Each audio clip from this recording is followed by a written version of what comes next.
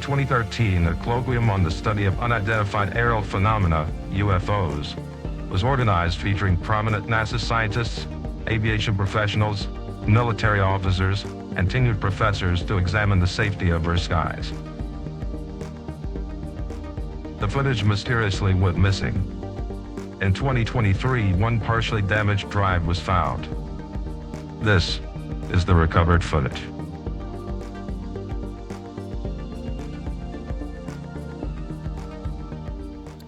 I'm really pleased to be here this afternoon, and I want to extend a tremendous amount of thanks to Kent and his family and to Leslie for putting this together.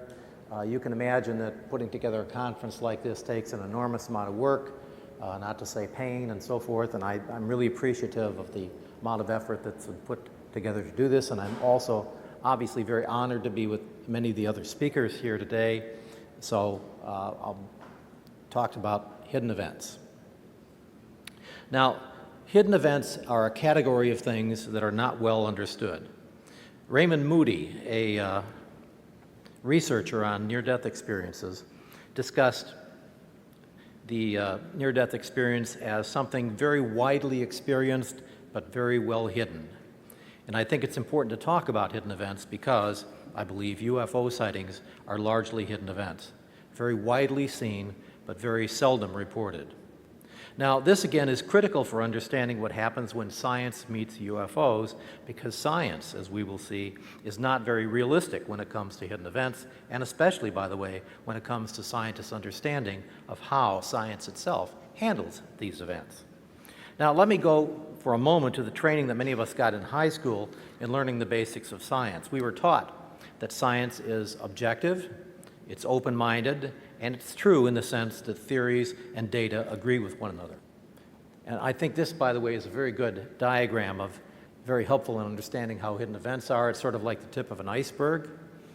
Most of the hidden events are not seen by the public, and only a few, if any, are above water and are readily visible. My basic observation about all of this is that science does not do well with hidden events. And one of the reasons is that hidden events often are felt to be impossible.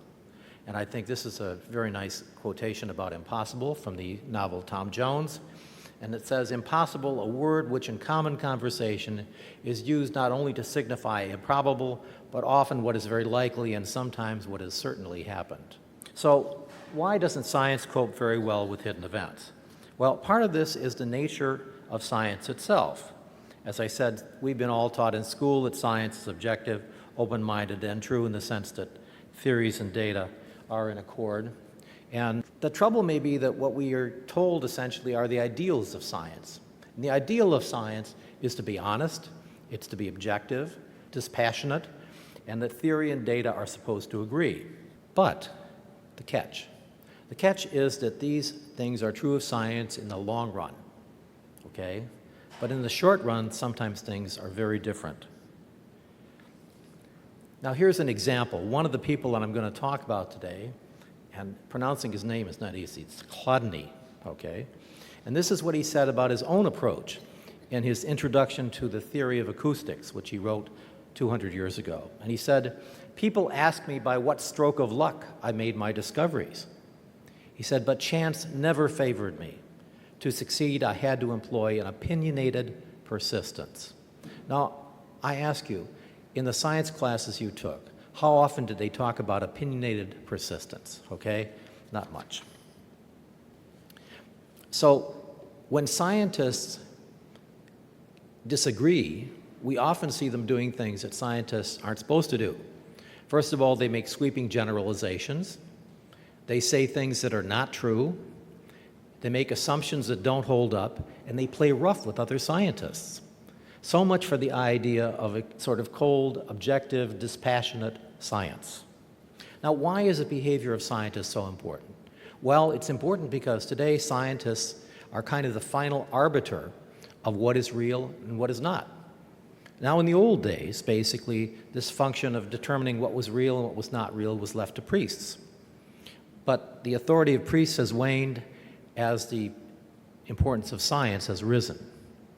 So we need to realize then that science may not be perfect, that it may not always be willing to tell us what it knows. Now, why do I say that? Well, first of all, I spent a lot of time studying the psychology of science. And in fact, I used to edit a little newsletter called Social Psychology of Science. And one of the things about science is sometimes scientists withhold data. Now, it was interesting in Xavier's presentation earlier this morning, he was talking about how they try to make everything transparent and so forth. I think that's great. But science doesn't always act that way. And a good example of that is the ozone hole. Now, as most of you know, there is a hole in the ozone layer that operates periodically, and it lets the evil rays from the sun essentially hurt our skin. Now, the interesting thing about the ozone hole is that the British spotted this in 1982.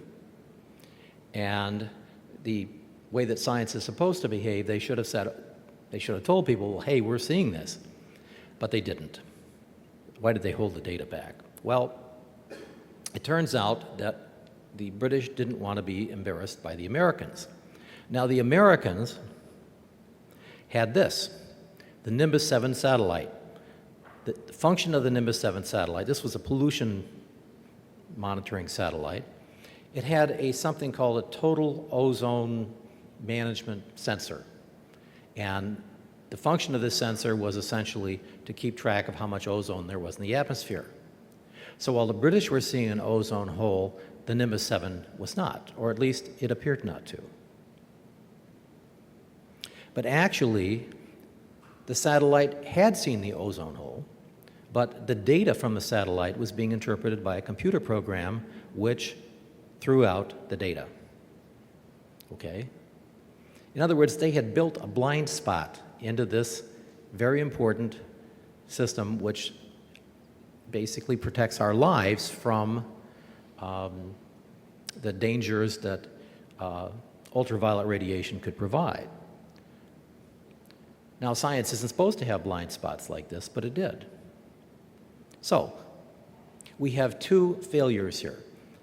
The first failure is the British to speak up for 3 years. Finally, in 1985, they did publish an article in Nature.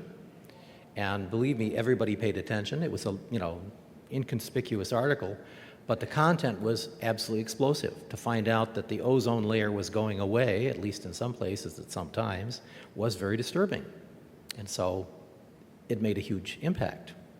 The Americans were very embarrassed by the fact that their satellite had been correct and they weren't, and they corrected the program, and the ozone hole stood out. Now here's a perfect example of the kind of thing that we usually don't suspect science of doing, namely withholding data. The British withheld it because they were embarrassed, or they thought they would be embarrassed if the Americans pointed out that they didn't have any data showing it was there, and the Americans had screwed up. So I'm going to talk about two case histories in the history of science, which I think show science behaving in the way that it often does behave when we're dealing with hidden events. And that is, it tends to push them down. All right, let's start with meteorites. Now here's an example which I spent a lot of time studying and eventually gave a talk to the Meteoritical Society, I think in 1978, about this. And it all started out with a bull session back about 1792 between Ernst Chladni and his friend Lichtenberg. Here's Chladni, and here's Lichtenberg. Well, one night they were discussing meteors, and the question came up, what are meteors? And Chladni said, well, what are they? And Lichtenberg said, well, maybe they're electrical. And Chladni said, well, no, they have a forked trace through the sky, or lightning has a forked trace through the sky, and meteors go zoom, okay? So this is probably not lightning then. Well, says Lichtenberg, maybe it's from outer space. And Chladni said, well, why would you think that? And Lichtenberg said, originally people thought that comets were in the atmosphere, but now we know they're from outer space. Maybe this is true of meteorites too. So, Chladni went down to the local public library often an important scientific source of information. And he said after reading for 3 weeks, it became very clear to him that sometimes stone and iron masses fell down from the sky. And I want to emphasize here that what Courtney was working on was anecdotal evidence.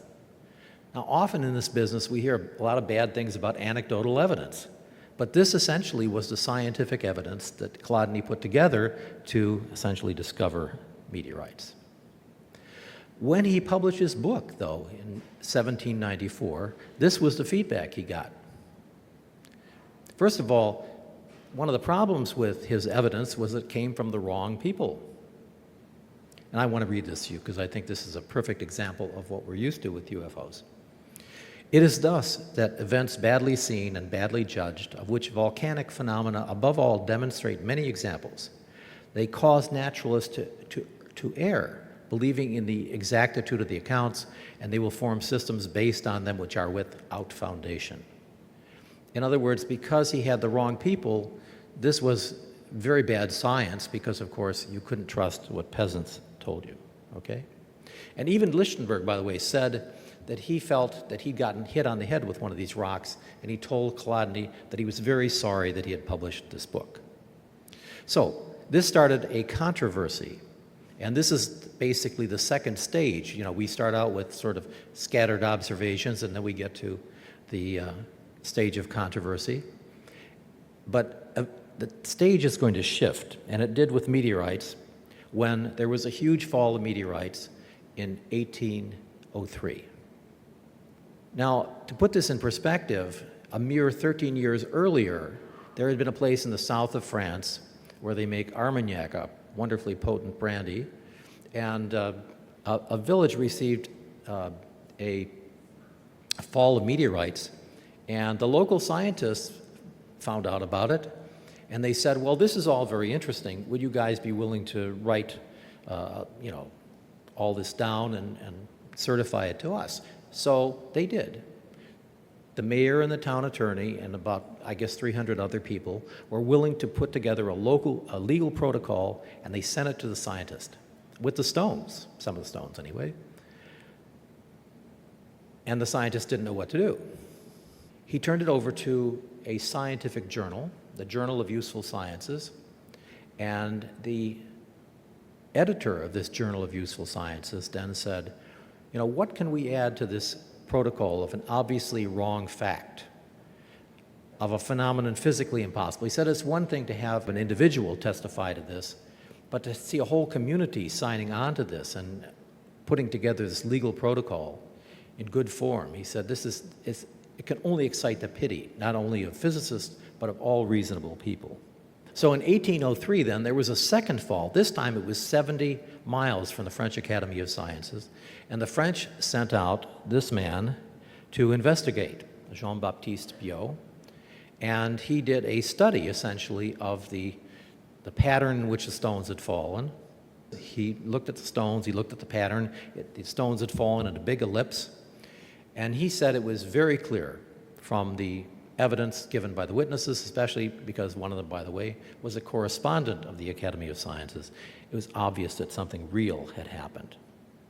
Okay, so two major points from this. The first is because something is surprising does not mean that it isn't real. And I think this is one of the big problems that many of us have with hidden events, is that the event is surprising and is so much out of the ordinary that it's difficult to accept. And second, it's important to rule out events without a serious investigation. Now, we'd like to believe that UFOs have gotten a serious investigation, but we'll talk about that in a little while here.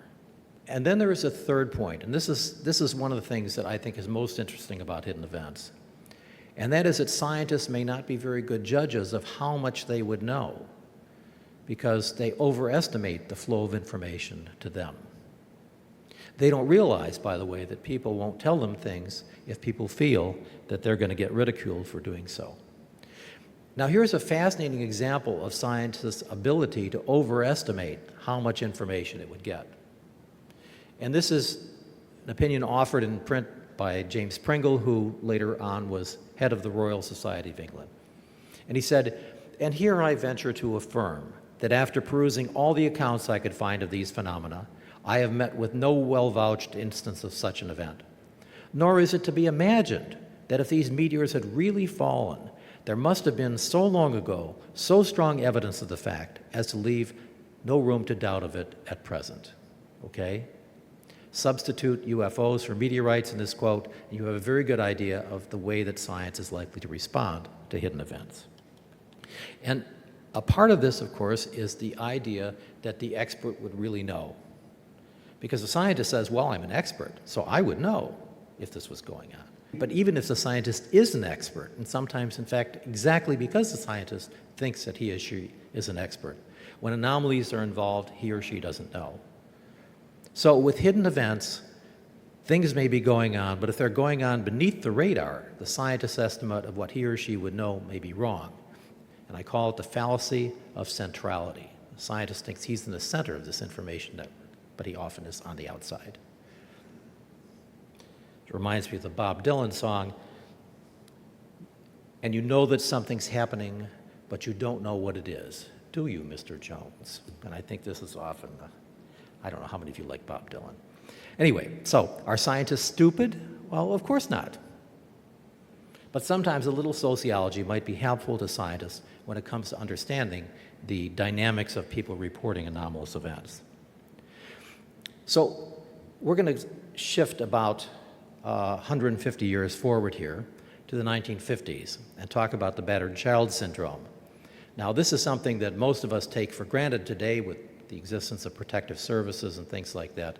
But back in the 1950s, people really didn't believe that there was widespread child abuse.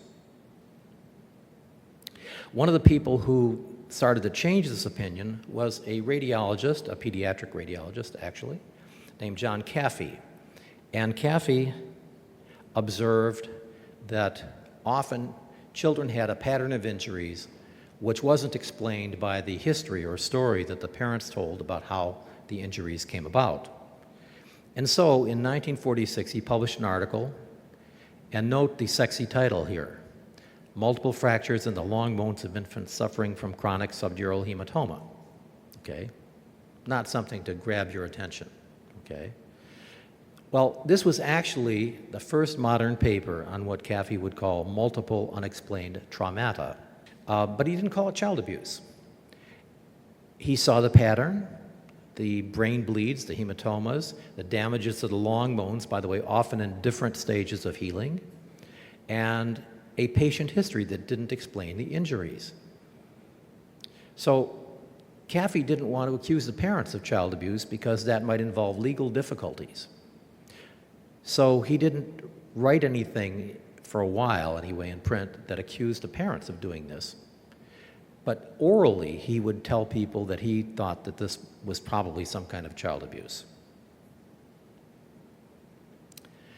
Now, Caffey had two residents, Frederick Silverman, whom I was able to talk to, and Bertrand Giordani, another person I talked to, who published papers on their own observations. And eventually, in 1955, there was what should have been a path-breaking article by Woolley and Evans. I talked to Woolley, a pediatrician, a radiologist, respectively, and they published an article in the Journal of the American Medical Society. And this article was very interesting because it talked about injuries to children and what might be the causes. And they said some injuries suggest that there had been parental negligence, that some children might have been intentionally injured. And you would have thought that at this point somebody would have said, well, gosh, are you suggesting that there's lots of injuries that are caused by parents? But nobody did. Meanwhile, a social worker named Elizabeth Elmer had come along, and she discovered that child abuse is not uncommon. And she published an article in 1957 about it. Now, this is how she discovered it. That she was working in the Children's Hospital at Pittsburgh, and she discovered that there wasn't just one case of child abuse in the hospital. When she went up to the infant floor, she discovered there were 6 cases in the hospital at that time, and they all had a similar pattern. Namely, the babies had injuries, the parents had left the hospital, and whatever the parents had told the hospital, it didn't explain the injuries. So she said at that point, I would have considered the original case unique, except that in a few minutes' revealing talk with the nurse, abuse had become a class of events. So when we look at physiology, there's something called a summation effect. And a summation effect is when different observations all converge on something, and then there's a transmission from the ganglion to the rest of the nervous system. So sometimes it takes a constellation of events to get people aware that a hidden event is taking place. But this idea that parents would beat their children was something that physicians and especially pediatricians found repulsive. So one physician suggested maybe there was some kind of bone fragility that they didn't know about. Another example of this was the phrase spontaneous subdural hematomas, brain bleeds that just sort of popped up. Well, the fact is, once you remove the child from the parents, the subdural hematomas stop popping up, okay? This phrase never occurs anymore because we now know that subdural hematomas are due to trauma. One pediatrician stood up in a meeting and he said, "If I believed that parents could do this to their children, I would leave pediatrics immediately." Okay? Well, unfortunately, this was going on. It was a hidden event. And now here's another interesting thing about hidden events, is that often when somebody comes forward with their hidden event, other people will come forward with their hidden events. So here's what Paul Woolley told me about the release of this information once he started to go out in the boondocks and talk to people about it. And he said, "I remember one trip down to San Antonio. Usually everybody gathered, and then some of the older, experienced pediatricians would sneak up to you during the cocktail hour or in the lobby of the hotel," he said. He said, "You know, I've seen a number of these cases and I've wondered about it, but there's just nothing written on it." So sometimes it takes something to precipitate these other kinds of reports. And this is one of the reasons, by the way, that often when somebody comes forward with a UFO report, other people will come forward with their reports. Now, the person who really made a difference about this, though, was a brilliant pediatrician named Henry Kemp. I wish we had more time to talk about this, but Mr. Kemp was a really remarkable pediatrician. He became head of pediatrics at the University of Colorado at the age of 33, and he was an incredible innovator. But he decided that he could not stand what he called simply silly diagnoses from his resident physicians. And he said, "I was intellectually offended at first, before my better instincts took over, by the simply silly diagnoses being made by bright house staff in situations where nothing but child abuse could have been the diagnosis. The common denominator was a denial of child abuse by these fine young doctors who simply could not imagine the facts of life." He said, I was angry. I was angry that we ourselves, the pediatricians, were not doing the job, and also that we were not helping the social work departments who were supposed to be doing it and had been doing it for 100 years. The doctors didn't help them. There were social workers over there. The courts were archaic. Doctors were over here. Social workers and doctors didn't talk till the 1950s. So the key element, Kemp discovered, was that you put together an interdisciplinary team. You see, the radiologists who'd previously seen this problem couldn't take it outside the hospital. They were used to being in the laboratory. And pediatricians didn't know about it because they didn't have access to the radiologist stuff. And finally, it took social workers to go outside the hospital and actually do something about it in the home. Now, this is an interesting point because this suggests, by the way, that a lot of times we don't want to find out about something unless we can do something about it. So what we're likely to find out is a function, in part, of what we can do. If we don't feel empowered, we don't want to find out about it. Now, what Kemp started, essentially, was a movement to develop state laws to deal with child abuse. And the way that this happened was that Kemp was given in 1961 the chairmanship of the American College of Pediatrics.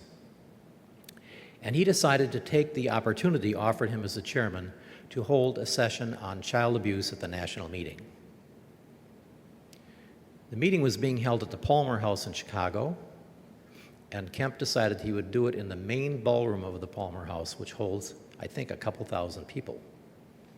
He got an interdisciplinary panel. and he blew the lid off this event.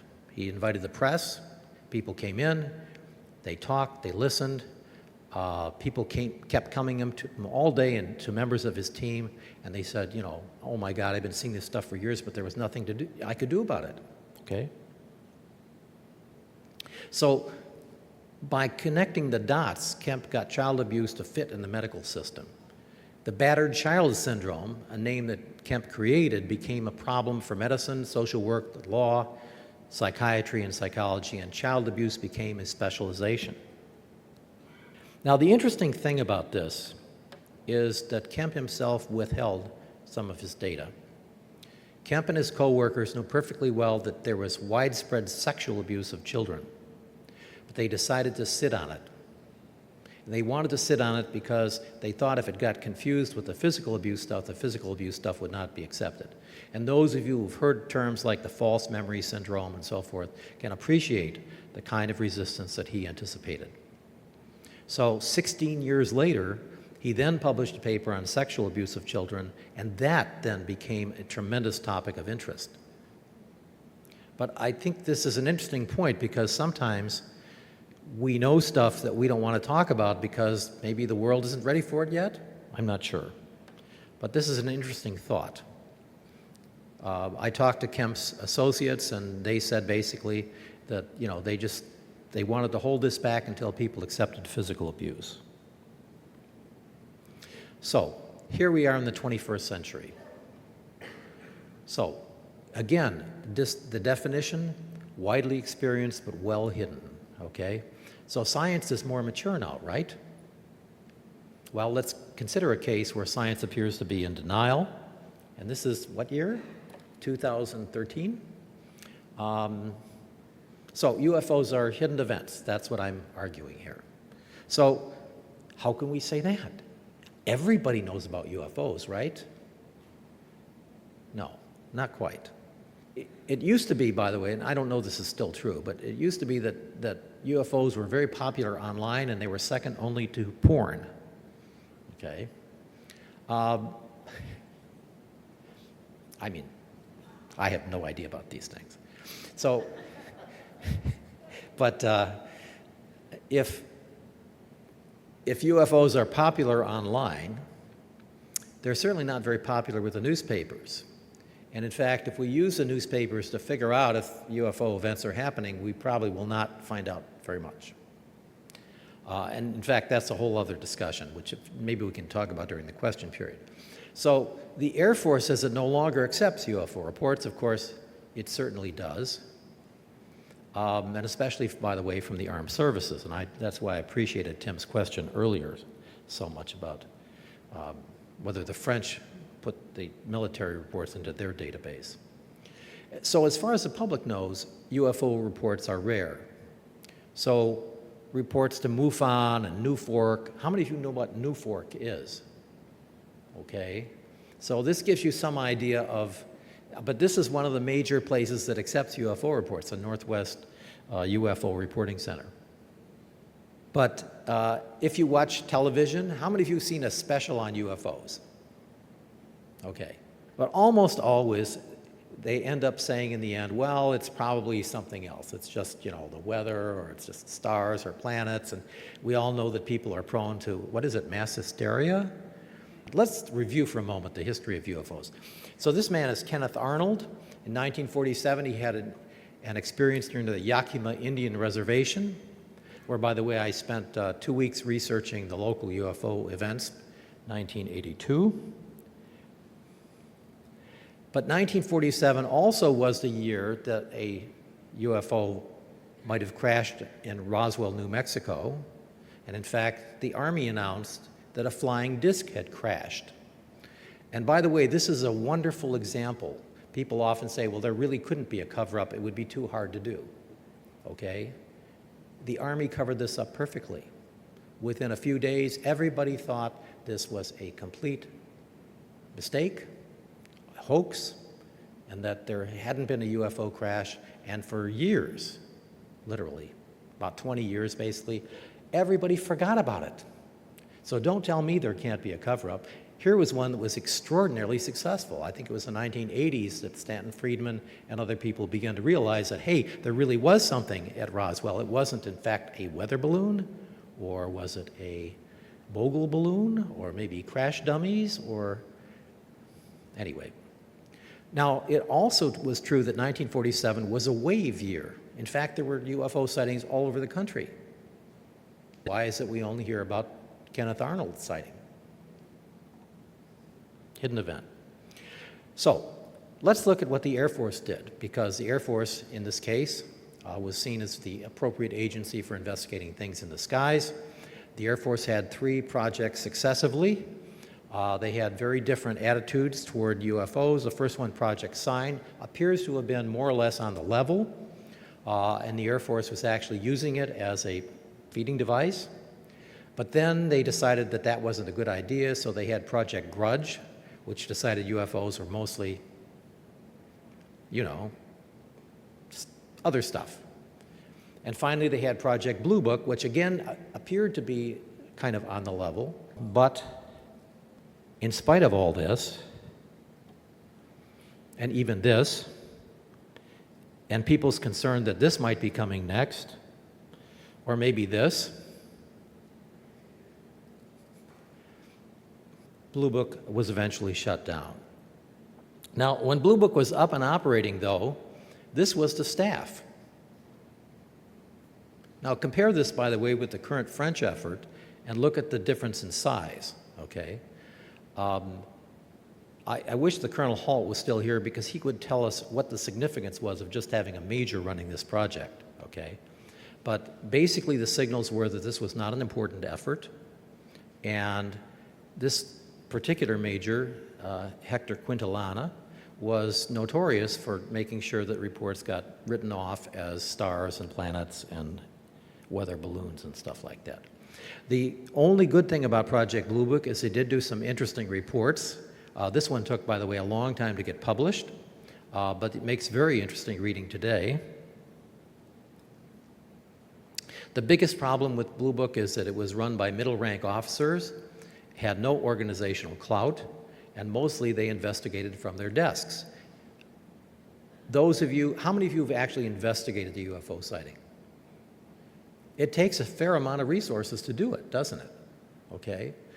And they didn't have those resources. So explanations for good sightings were often done casually without serious effort. Often the causes they assigned to them were ludicrous, and they attempted to minimize the strangeness. Those of you who are familiar with the UFO phenomenon know that quite often the Air Force was willing to say something was Venus without even checking to see where Venus was in the sky. There were a lot of embarrassments like that, but it didn't seem to bother them. And so by about 1966, the Air Force had had enough. They wanted the UFO problem to be taken out of the hands of the public. There were too many sightings, there was too much attention by the press, and they said they were concerned about the amount of noise in the system that might mask the real signals, how to make it all go away. And the answer was, of course, science. So they hired the University of Colorado to make this problem go away. And on the surface of it, it all looked very legitimate, right? How does science work? Well, you get a big scientist to head the project, you get scientific staff, you investigate, and then you get the results. It's like turn the crank, and it all comes out sausages. No, not sausages. But anyway, the problem with the University of Colorado investigation is that it was biased from the start. Within days of being appointed to run this project, Edward U. Condon basically announced that he thought that this was probably malarkey. And at that point, he might have tendered his resignation, but he didn't. There he is. He had stood up to the McCarthy investigators during the 1950s, and so everybody thought, well, this is a tough guy. You know, he's not going to hide the truth. But the problem is, what was the truth? And for Mr. Condon, the truth was there was nothing to it. When his report came out in 1968, the report said basically there's nothing to UFOs. And by the way, his own report contradicted that. If you actually read the report, some 700 or 800 pages long, You could find out that I think 20% of the reports were actually unexplained at the end. But that didn't seem to bother Condon. He was happy to say that really the Air Force could forget about this because there was no national security issue involved here. And so not only was there no science involved, there was no national security interest. The problem was that the report was nonsense. And the thing that you need to understand is that quite often science does stuff like this, okay, and I'll explain a little bit shortly. The Air Force withheld data. The Air Force did not give Blue Book its best data. And so, in many respects, the Condon report is a perfect example of a report written to reach a prearranged conclusion. And that happens an awful lot in science, and especially when it's supported by the Air Force. So, within a couple of years, members of the committee went public with their concerns that the report had not been objective and that it had been biased from the beginning. And so, nonetheless, for about 3 years, no, it was 5 years, UFOs went away. They went away, okay? So for 5 years, we had basically no press coverage of UFOs at all. Those of you who are old enough to remember that, remember the magazines were writing articles, where have all the UFOs gone and so forth, and everybody thought we'd gotten shut of this. This is going to go away. And then in 1973, there was this horrendous abduction in Pascagoula, Mississippi. Here's Charles Hickson, one of the two people who was abducted at the time. And I don't know how many of you remember this, but this was quite a horrendous event when it took place. Mr. Hickson is doing the rounds today and talking about his experience, but his associate, Calvin Parker, I think had very serious mental problems following this, and I think has basically never been seen since. So, science is frustrated by UFOs. UFO sightings are elusive and unpredictable. They come out mostly at night, making photographs difficult. Science is set up to study patterns, but UFOs are obviously not mass-produced. There isn't a standard form and so forth, in spite of the disk. We noticed that in Belgium it was mostly triangles. UFOs are hard to shoot down, and how do we know this? Well, we've tried again and again and again to do this, and it doesn't work. So there's nothing to take back to the lab.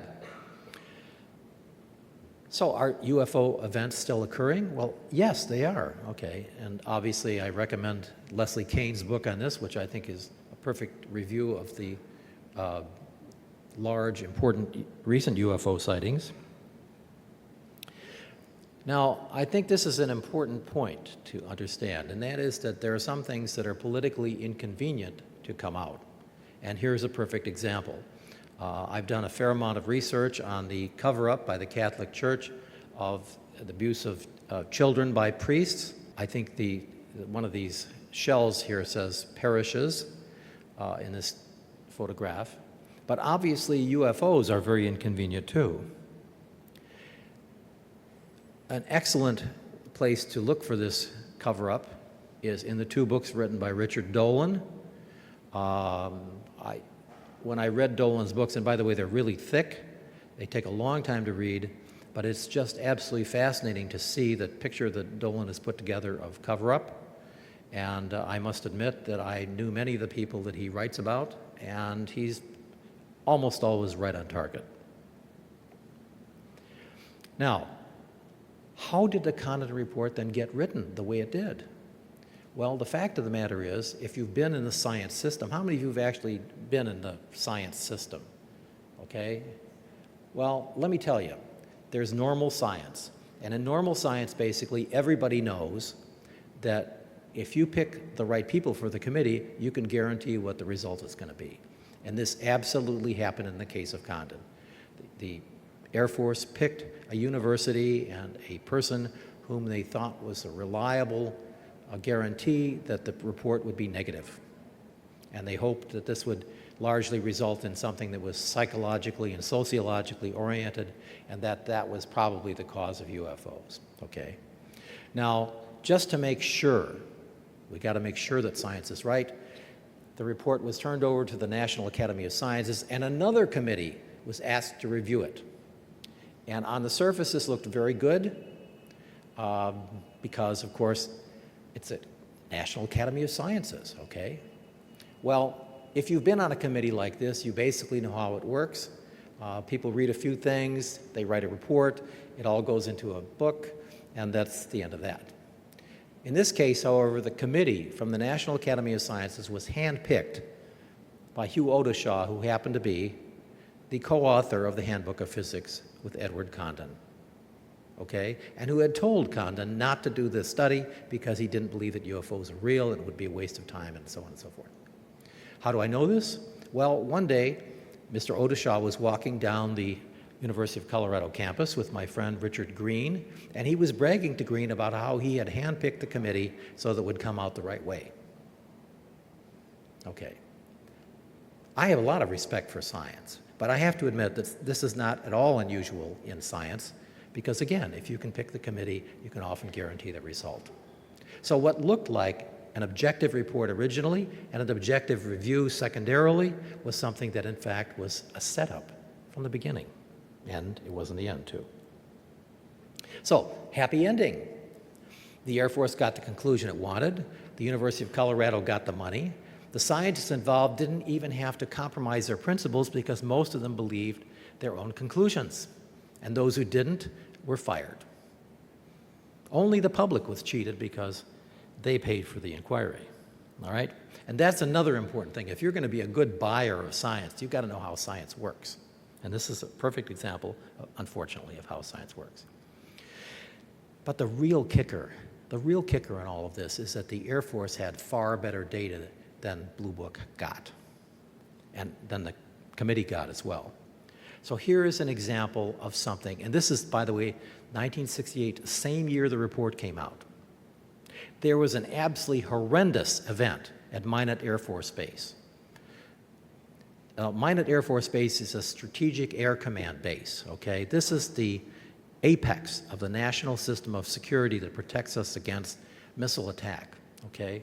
That base has nuclear-tipped Minuteman missiles and B-52s, and a B-52 was vectored back over the base to fly over at low level a large landed UFO 150 feet long,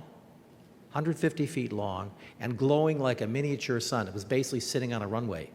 The Blue Book project was asked to investigate this. This is one of their last bows, by the way. And it's interesting to realize that the Blue Book investigators did not even have the proper clearances to talk to the bomber pilots. They couldn't even do a proper investigation.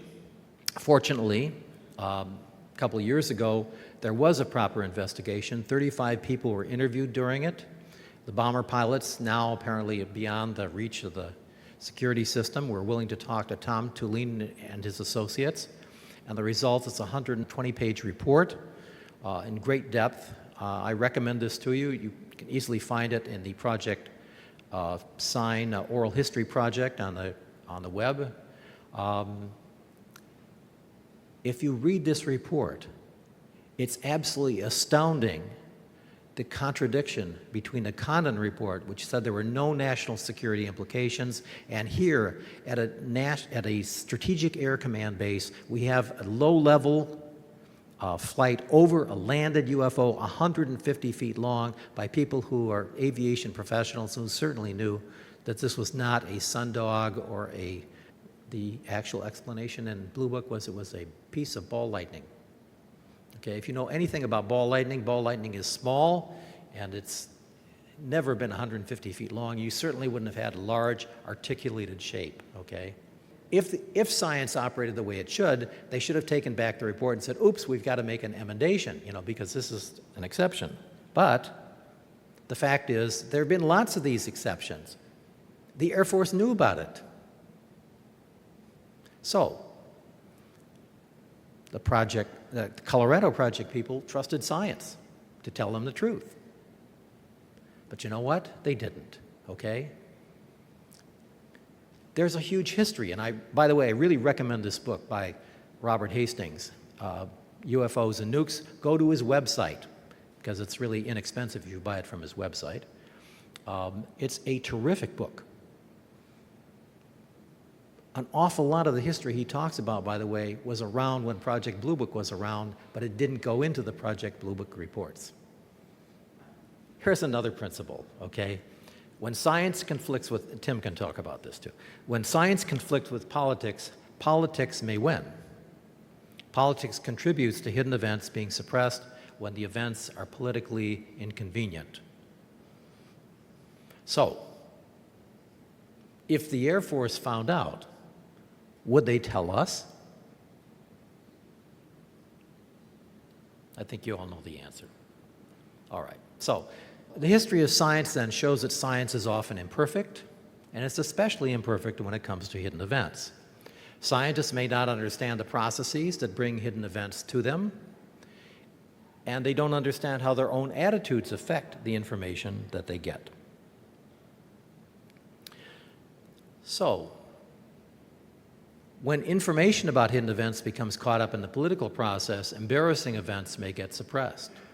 No question that this has happened with UFOs. We know it has. We've been lied to. Official science, then, is part of the power structure of society and may be pressured by its political masters to suppress the truth.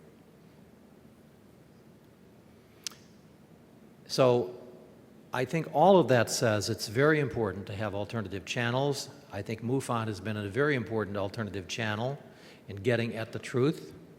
And obviously, I really strongly support Kent's efforts to put together a private UFO organization to get at these things. So I'm really pleased to be part of a UFO conference sponsored by private sources.